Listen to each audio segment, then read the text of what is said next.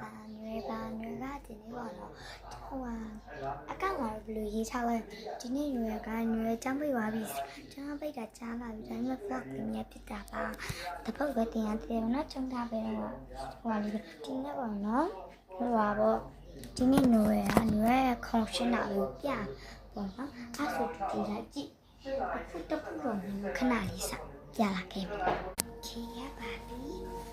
ဒီခုံလောက်ခင်းဖို့ပေါ့အခင်းယူလိုက်ဒီမတွေ့ရမနေလိုက်ရှာဒီရတယ်ဝတ်စားလိုက်ရှာဝတ်စားတဲ့ဒီခင်းလို့ယူလိုက်အော်ဝတ်ဒီဘနည်းနည်းတူလို့ရဒီခောက်ချာကလာတူလို့မရအပေါ်အောက်ကဥစားတူလို့ရအဲ့ဒါတော့စရပြီမောလိုက်တာတကယ်လောက်ကရွေး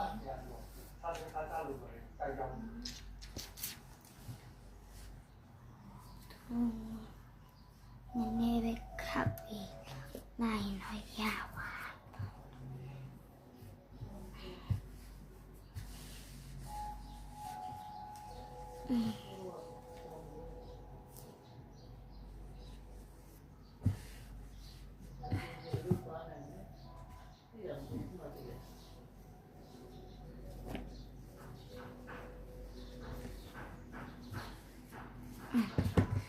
လာမနေခင်တကယ်လို့မလာရင်ပတ်တူတင်ပြီးမယ်အောက်မှာမဟုတ်အထင်လေးသလားဟဲ့ရှင်းနေရလေးကတော်တော်များဆိုလို့ခါ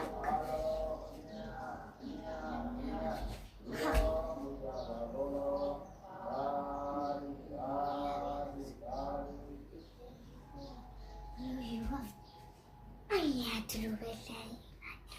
အဲ့ဆိုဒီလိုပြန်ပါလိမ့်နော်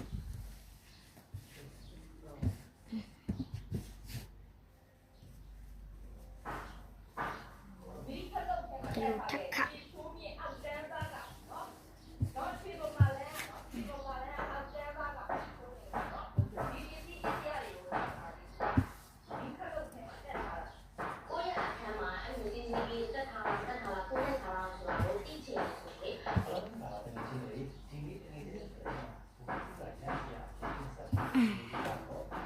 သူများရဝိစံ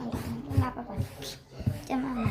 ခင်းစရာမရှိလို့ဒါနဲ့ခင်းရတယ်ဒါပေမဲ့လာပါလေအခုက bird တင်နေမယ်ပေါ့နော်